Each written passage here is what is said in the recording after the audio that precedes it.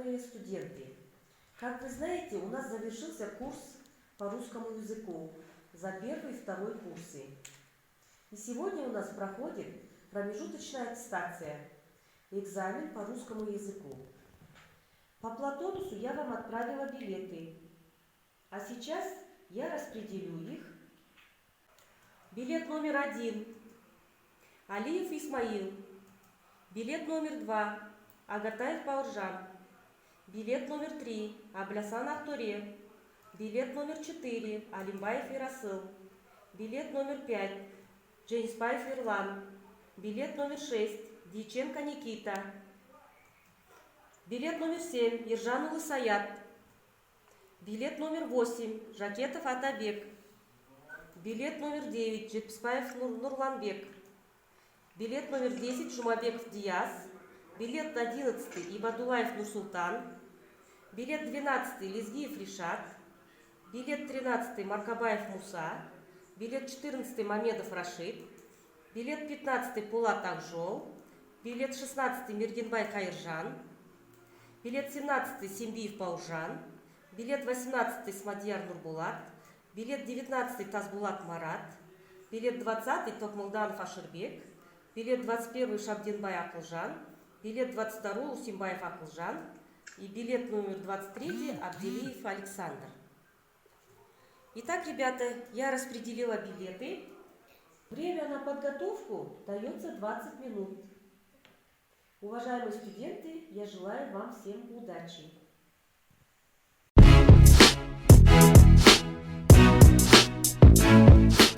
Итак, уважаемые студенты, время подготовки прошло. Пора ответить на билеты. И первым изъявил желание Жакетов Атабек. Атабек, какой у тебя номер билета? У меня номер билета 8. И первый вопрос – это сложное союзное предложение. Так. Сложное союзное предложение – это предложение, которое состоит из двух и более частей, объединенных сочинительными и подчинительными связями, интонацией, союзами и союзными словами. Сложные союзные предложения могут включать в себе простые, распространенные и сложные предложения. Сложное союзное предложение делится на две части. Это союзное и бессоюзное. Первое это бессоюзное. Бессоюзное, если их части связываются только интонацией и союзными. Союзные предложения это соединяется при помощи союза. По типу сложные союзные предложения могут делить на две группы. Это сложно сочиненные и сложно подчиненные. Так. Сложно сочиненные – это предложение, которое состоит из равноправных частей. Например, Катя вытирала доску, а Аня мыла пол в классе. Второе это сложно подчиненное предложение. Сложно подчиненное предложение – это предложение, состоящее из неравноправных частей. Например, у женщины в руках была тяжелая сумка, поэтому Саша предложила ему помочь. Так, хорошо, молодец. А теперь, Атабек, я задам тебе дополнительные вопросы. Какую роль играют средства связи в сложном предложении? Сейчас, можете повторить вопрос? Какую роль играют средства связи в сложном предложении? Объединяет простые предложения и выражает смысловые отношения в них. Да, хорошо. Второй вопрос. Чем отличаются союзные предложения от бессоюзных? В бессоюзных предложениях части сложных предложений соединены только интонацией и по смыслу.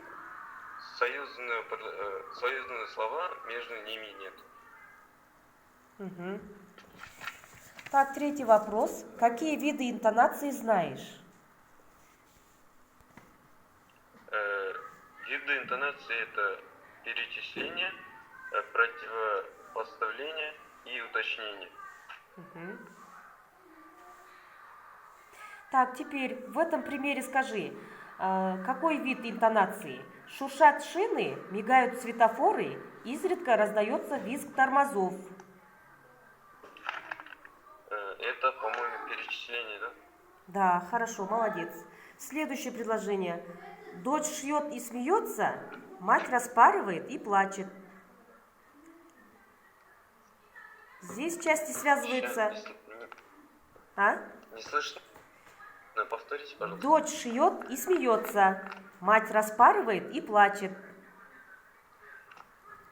Это противопоставление, да? Да, правильно, это противопоставление. Мы придумали свою игру. Изобретать новые слова.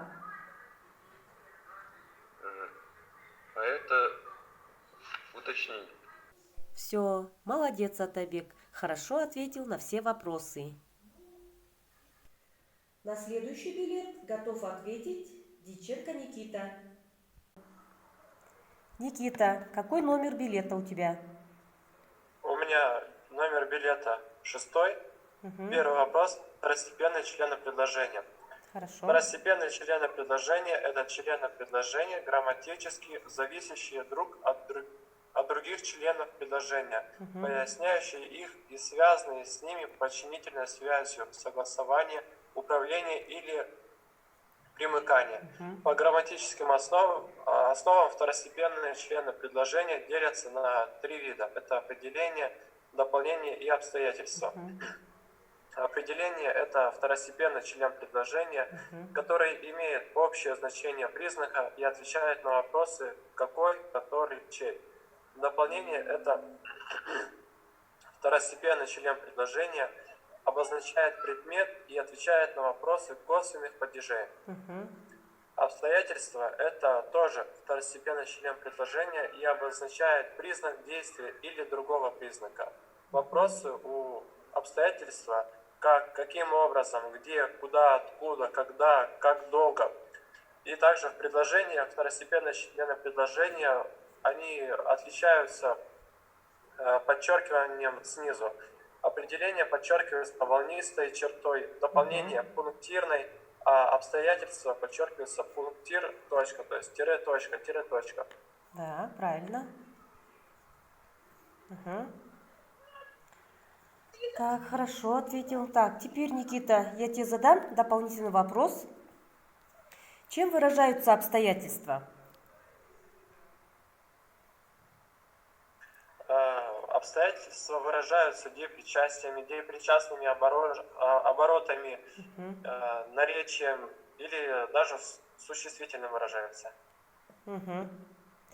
Например, сейчас я прочитаю предложение, а ты скажешь, как обстоятельства, чем выражается, да? Солнце светит ярко. Найди здесь обстоятельства и чем выражено. Здесь обстоятельства выражаются наречием. Ярко, как это наречие. Да, хорошо, правильно.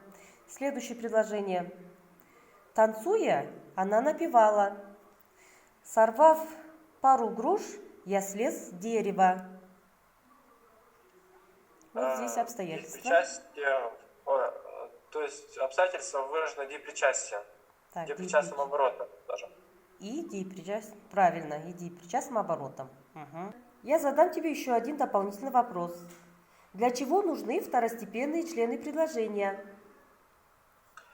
Второстепенные члены предложения, они как бы служат для дополнения главных членов предложения. То есть, когда составляется предложение, обязательно второстепенные члены должны присутствовать. Как бы они дополняют предложение. Без второстепенных членов предложения обычно такое предложение оно не будет полным.